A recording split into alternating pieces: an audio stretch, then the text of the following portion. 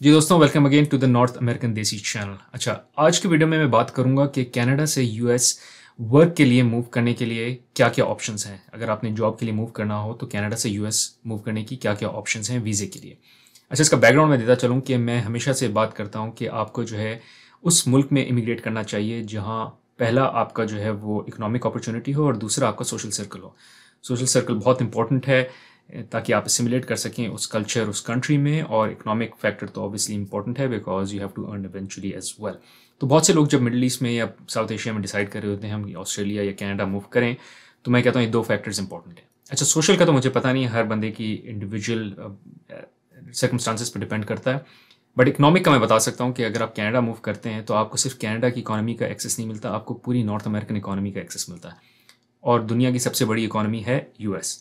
तो अगर आप कनाडा मूव करते हैं तो आपको यूएस का भी एक्सेस मिलता है।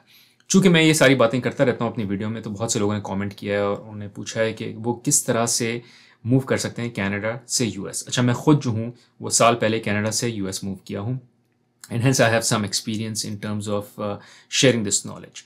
I'm not an immigration lawyer, so I'm not an expert. तो मैं वो नॉलेज सारी आपसे शेयर करूंगा जो मुझे पता है, जिसकी मुझे समझ है। तो एसेंशली 3 वीज़े जो हैं वो बहुत कॉमन है और बहुत इजीली अप्लाई किए जा सकते हैं। और इजी से मुराद ये है कि बाकी भी कुछ वीज़ेज हैं बट वो सारे बड़े स्पेशलाइज्ड केसेस के लिए हैं। अगर आप कोई स्पेशलाइज्ड न्यूक्लियर साइंटिस्ट हैं, कोई फिजिसिस्ट हैं, तब आपको उस किस्म की सारी स्पॉन्सरशिप्स हो सकती हैं। But on normal someone like me who is an MBA finance, उसके लिए जो है वो 3 ऑप्शंस जो हैं वो एग्जिस्ट करती हैं। एक है H1B वीज़ा, एक है TN वीज़ा और एक है L1 वीज़ा। तो आगे बढ़ने से पहले 2 रिक्वेस्ट। एक, लाइक का बटन ज़रूर दबाएं ताकि मैं और मेरी वाइफ जो कि इस चैनल पे कंटेंट प्रोड्यूस करते हैं वो मोटिवेटेड रहें। दूसरा ये कि सब्सक्राइब का button along with the bell icon, ताकि आप नोटिफाई हो जाएं जब भी हम इस चैनल पे कोई नए वीडियो पोस्ट करें। इस चैनल पे हम वीडियोस पोस्ट करते हैं pertaining to moving to North America, settling in North America. हमारा एक्सपीरियंस रहा है moving from South Asia to Middle East to North America. हम वो सारे एक्सपीरियंस और लर्निंग्स आपसे शेयर करते हैं। So make sure you like and subscribe to the channel. Now make sure कि आप वीडियो के आखिर तक ट्यून रहें, क्योंकि मैं इस वीडियो में तीनों ऑप्शन जो हूँ वो आपको समझाऊंगा। सो पहले शुरू करते हैं TN वीज़ा की। TN वीज़ा जो है वो मैक्सिको और कनाडा के शहरियों के लिए है कि वो जो है यूएस काम करने आ सकें। ये अमूमन मिलता है 3 साल के लिए और ये कभी भी रिन्यू हो सकता है, मतलब मल्टीपल टाइम्स रिन्यू हो सकता है और इसकी कोई लिमिट नहीं है। लिमिट से मुराद मैं आपको समझाऊंगा कि लिमिट से क्या मुराद है, बिकॉज H1B वीज़ा की लिमिट होती है, TN वीज़ा की कोई लिमिट नहीं है। इन टर्म्स ऑफ एक एम्प्लॉयर जो है वो मल्टीपल TN वीज़ाज अप्लाई कर सकता है। अच्छा, चूंकि मैंने एम्प्लॉयर का जिक्र किया, इसमें एक और चीज़ बहुत इंपॉर्टेंट है कि एम्प्लॉयर ही स्पॉन्सर करता है। ऐसा नहीं है कि आप खुद अपना TN वीज़ा लगवा लें। बहुत से लोगों को मिसकंसेप्शन है कि वो अपना फॉर्म वगैरह फिल करके बगैर किसी जॉब ऑफर के जो है अगर पोर्ट पे चले जाएं और उनका TN वीज़ा लग जाएगा। ऐसा नहीं होता। आपके पास जो है वो एम्प्लॉयर कि जो आपको बुलाना चाह रहा है यूएस, पहले आपको जॉब ढूंढनी है। आपको जब जॉब मिल जाए तो जो एम्प्लॉयर आपको बुलाना चाह रहा है आप उसके थ्रू TN वीज़ा अप्लाई करें। आप पोर्ट पर जाएं, पोर्ट से मुराद जब आप कस्टम्स वालों के पास जाएंगे उसी वक्त आपको बॉर्डर पे वो TN वीज़ा लगा देते हैं। अच्छा, TN वीज़ा का जो एक चैलेंज है वो ये है कि ये डुअल इंटेंट वीज़ा नहीं है, विच मीन्स कि TN वीज़ा को ग्रीन कार्ड में ईजिली कन्वर्ट नहीं किया जा सकता। अगर आप TN वीज़ा में यूएस आते हैं और आपको 3 साल बाद ख्याल आता है कि यार मैं यहीं रहना चाहता हूँ और मैं बार बार अपना TN वीज़ा रिन्यू नहीं कराना चाहता, इन दैट केस ज़रूरी है कि आप जो है वो ग्रीन कार्ड अप्लाई करें। आप चाहेंगे ग्रीन कार्ड अप्लाई करें, बट ग्रीन कार्ड अप्लाई करना आसान नहीं है। अगर आप ग्रीन कार्ड के लिए अप्लाई करते हैं while being on TN visa, it will be just like as if you're applying for green card by sitting anywhere else in outside of United States. तो जो सर्कमस्टांसेस आप पे अप्लाई होती हैं वही जो है किसी पे जो सर्कमस्टांसेस किसी पे भी अप्लाई होती हैं जो ग्रीन कार्ड के लिए अप्लाई कर रहा है, नॉर्मली स्पीकिंग बाहर बैठ के यूएस से वही सारी आप पे भी अप्लाई होंगी। आपको कोई एडवांटेज नहीं होगा कि आप यूएस में पहले से काम कर रहे हैं तो आपको जो है वो ग्रीन कार्ड आसानी से मिल जाएगा। दूसरा चैलेंज ये है कि ये वीज़ा जो है वो एम्प्लॉयर के साथ कनेक्टेड होता है। तो अगर एम्प्लॉयर आपको फायर कर दे तो you'll have to leave US unless और until you find a new sponsor जो आपको स्पॉन्सर कर सके और फिर से आपको TN वीज़ा दिलवा सके। सो एसेंशियली इसका मकसद ये है कि अगर तो आप प्रिपेयर्ड हैं कि मैं सिर्फ यूएस काम करने आया हूँ, कुछ साल काम करूँगा, एक पर्टिकुलर कंपनी के साथ काम करूँगा और फिर मैं वापस चला जाऊँगा Canada, this is perfect. But अगर आप आए हैं और आप चाह रहे हैं कि यहाँ आपको ज़्यादा बेहतर जॉब सिक्योरिटी मिल सके, आप ग्रीन कार्ड का एक्सेस ले सकें, तब TN वीज़ा शायद आपके लिए बेहतर ना हो। दूसरा वीज़ा जो है वो H1B वीज़ा है। H1B वीज़ा की जो चैलेंज है वो ये है कि उसका जो कोटा है वो लिमिटेड है, कि हर एम्प्लॉयर के पास एक सर्टन अमाउंट ऑफ वीज़ाज़ होते हैं जो कि वो डिप्लॉय कर सकते हैं। जैसे कोई भी एम्प्लॉयर है उसके पास 5 वीज़ाज़ हैं और वो लॉटरी बेस्ड होते हैं, तो वो सिर्फ 5 लोगों को ही H1B वीज़ा पे बुला सकते हैं। अच्छा, ये सिर्फ कनाडा मैक्सिको के लिए लिमिटेड नहीं है, ये दुनिया में कहीं के भी लोग हैं वो आ सकते हैं H1B वीज़ा में। यूजुअली साउथ एशियंस जो हैं वो बहुत आते हैं, यूजुअली इन टेक सेक्टर जो H1B वीज़ा के थ्रू आते हैं यूएस में। एक तो उसमें चैलेंज है कि आपको लॉटरी सिस्टम के थ्रू आना पड़ता है। अच्छा, दूसरा ये कि ये 6 साल के लिए वैलिड होता है और उसके बाद आपको रिन्यू कराना पड़ता है।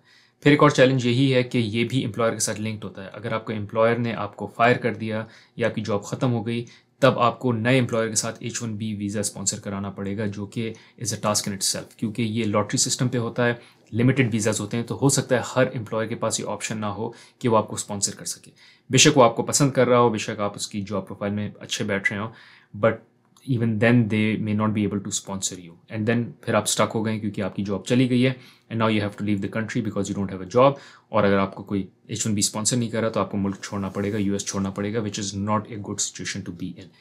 दूसरा जो है ग्रीन कार्ड अप्लाई करना भी it's possible, it's a dual intent visa as well, जिसमें H1B के बाद आप ग्रीन कार्ड अप्लाई कर सकते हैं, बट उसके टाइमलाइन बहुत बड़ी है और उसमें बहुत से चैलेंजेस हैं क्योंकि इसमें कोटाज आते हैं। So not everyone who has an H1B visa can apply for green card and will get green card immediately. उनको सबको टाइम लगेगा। इसमें हर मुल्क का डिफरेंट कोटा होता है और यूजुअली अमूमन इंडियंस को बहुत स्ट्रगल होती है बिकॉज इंडियंस इन पॉपुलेशन जो है वो ज़्यादा है और उनका कोटा जो है वो छोटा है। तो जितने भी H1B वीज़ा पे इंडियंस आते हैं उनको ग्रीन कार्ड में कन्वर्ट कराने में अपना H1B बहुत ज़्यादा टाइम लग जाता है बिकॉज उनका लॉटरी में नाम आता है और लॉटरी के थ्रू लिमिटेड कोटाज होते हैं जिसमें उनको ग्रीन कार्ड मिलता है। जो सबसे अच्छा वीज़ा है वो है L1 वीज़ा। ये वो वीज़ा जिसमें मैं यूएस में आया हूँ और ये अच्छा इसलिए है क्योंकि इसकी कन्वर्जन ग्रीन कार्ड में सबसे आसान होती है। अच्छा, ये उन लोगों को मिलता है जो कि कंपनी से ट्रांसफ़र कर रहे हो। किसी भी कंपनी में अगर आपने 1 साल काम कर लिया और वो कंपनी का हेड ऑफिस या कोई भी ऑफिस या part of the company is establish in US, वो आपको अपने मुल्क से दूसरे मुल्क में जहाँ आप एग्जिस्ट करते हैं वहाँ से आपको ट्रांसफ़र देके यूएस में बुलवा सकते हैं और वो L1 वीज़ा पे बुलवा सकते हैं। आपको उस कंपनी में कम से कम 1 साल काम किया होना चाहिए। जब अगर आपने 1 साल काम कर लिया फिर आप ट्रांसफ़र ले सकते हैं और L1 पे आ सकते हैं। अगर आप L1 पे आते हैं तो चैलेंज वही है कि अगर तो कंपनी ने आपको फायर कर दिया तो आपके पास कोई और वीज़ा नहीं होगा और आपको वापस जाना पड़ेगा। हाउएवर अच्छी बात यह है कि विद इन अ ईयर आपको ग्रीन कार्ड मिल सकता है अगर आप ग्रीन कार्ड के लिए अप्लाई करें ऑन L1 वीज़ा, जिसका मतलब ये है कि अगर आप 1 साल जो है उस कंपनी के साथ टिक जाएं उसके बाद आप ग्रीन कार्ड आपको मिल जाएगा क्योंकि आपने अप्लाई कर लिया होगा साल पहले और साल में आपको ग्रीन कार्ड मिल जाता है। And once you have the green card फिर आराम से आप यूएस में कहीं भी मूव कर सकते हैं और कोई भी जगह आराम से काम कर सकते हैं। आपको किसी भी कंपनी की स्पॉन्सरशिप की ज़रूरत नहीं है। Hence L1 visa is one of the best visas. ये वो वीज़ा है जिसके थ्रू मैं और मेरी फैमिली जो है वो यूएस मूव किया और 1 साल में हम लोगों का ग्रीन कार्ड हो गया। होपफुली वीडियो आपको हेल्पफुल लगी होगी। इसमें मैंने बहुत ज़्यादा एक्सेसिव डिटेल्स तो शेयर नहीं की, बट ओवरआर्चिंग मैंने थोड़ी सी गाइडलाइंस बता दी हैं कि इन तीनों वीज़ाज़ में सबसे अच्छा क्या है। तो अगर आपके पास अपॉर्चुनिटी है between T1, H1B and L1 के लिए अप्लाई करें। बेशक अगर आपको अपनी जेब से पैसे देने पड़ें L1 के लिए अप्लाई करें। Don't try to save any money, don't try to save any time. L1 के लिए अप्लाई करें क्योंकि उसकी कन्वर्जन टू ग्रीन कार्ड बहुत आसान है और बहुत जल्द हो जाती है। Thank you guys. अगर आपको इस वीडियो से थोड़ा भी फ़ायदा हुआ प्लीज़ लाइक का बटन ज़रूर दबाएं, ऑल्सो सब्सक्राइब ज़रूर करें। इनकेस आपको वीडियो पसंद आई, इस चैनल पे एक और वीडियो हमने बनाई है जिसमें हम बात कर रहे हैं कि कनाडा में बच्चों को रेज़ करने के क्या चैलेंजेस हैं। You can check it out here. Other than that हमने एक और वीडियो बनाई है जहां हम बात कर रहे हैं कि कनाडा में पैसे सेव करने के क्या क्या तरीके हैं। तो you can check it out here. Thank you.